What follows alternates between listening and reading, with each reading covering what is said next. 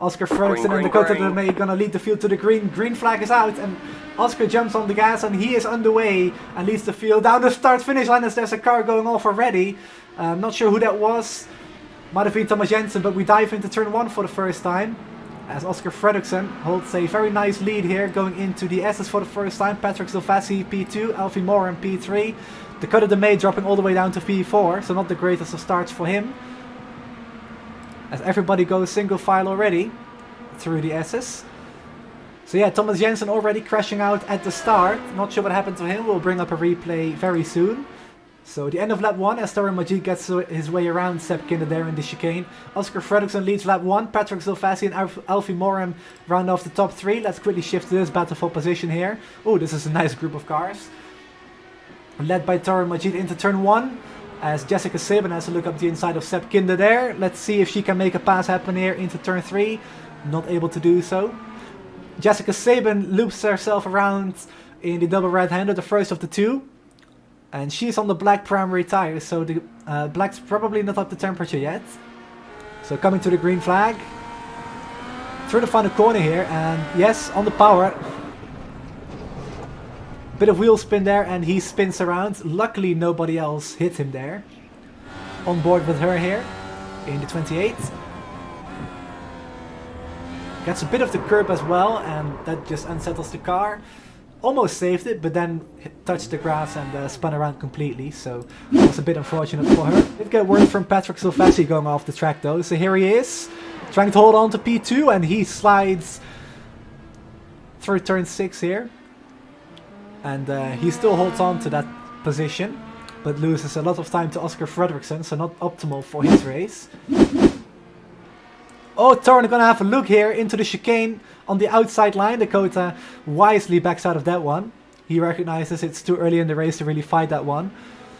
And I believe, yeah, no, they're both on the black tires. I thought Torin was on the red for a second, but Torin with a little bit better pace at the moment gets by into P4. So Dakota falling back a little bit.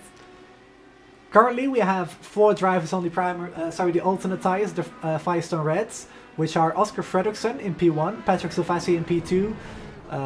Oh, Seb Kinder, never mind. Actually, this was Alfie Moram that just spun out of the chicane whilst I was looking at the timing screens. He has spun himself around in the chicane and he's got no rear ring on the car anymore. If I can get a good angle of this, that would be great. And he is towed to the pits as well, so too much damage for sure. Look at that suspension, it's completely broken. So Alfie Moram on debut crashes out. This is on board with Alfie, by the way. So he's on the push to pass into the chicane here.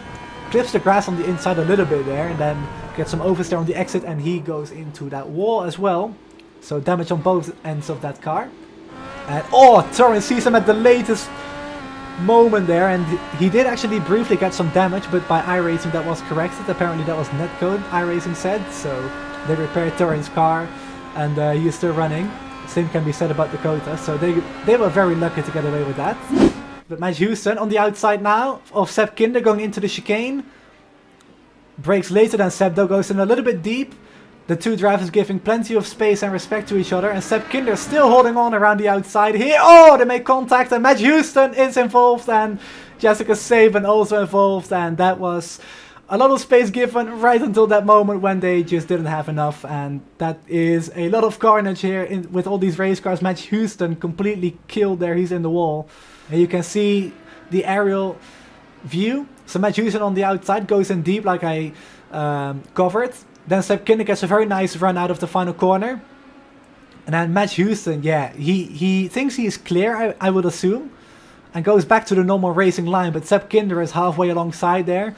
And of course Seb Kinder ran out of room there. So the onboard from her here, you can see the two cars colliding in front, and Jessica's just got nowhere to go right there. Suspension damage on the left front. Ooh, almost hits Seb Kinder again. So yeah, 3 cars eliminated from the Grand Prix of Atlanta here tonight. And he's gonna try to finish the race on this set of tires. Oh! Yep, just told you guys about that curb. It's very easy to hit that one on the wrong angle, and the car bottoms out. But Patrick Silvassi able to keep his car under control and save it from spinning out. So Oscar Fredriksson rejoins in the third position as Dakota the Maid and Tara Majid stay out for one more lap, maybe a little bit more. So Alfie Morum has rejoined the racetrack and he is still driving around. Goes a little bit too wide in turn 1 and just misses the wall on the outside and recovers in turn 3 here. So he is still running, but this is not the race that he had hoped for on his first appearance in the series. But through the chicane for the final time, Oscar Fredriksson, after a dominant drive, is going to win the Grand Prix of Atlanta. His 4th win of the season. There he goes across the line, and it is another win, and Oscar extends his championship lead as well over Matt Houston by a significant amount of 28 points, which he will gain over Matt Houston. And here we're going to see the donuts by Oscar. In the meantime though, Patrick Silvestri and Torin Majid come home in P2 and P3. Great drive by Torin. Patrick didn't quite have enough for Oscar there towards the end, but still a very good drive by Patrick to move himself up a few positions in the championship standings. And the top 5 will be rounded off by Dakota the Maid and Thomas Geisler.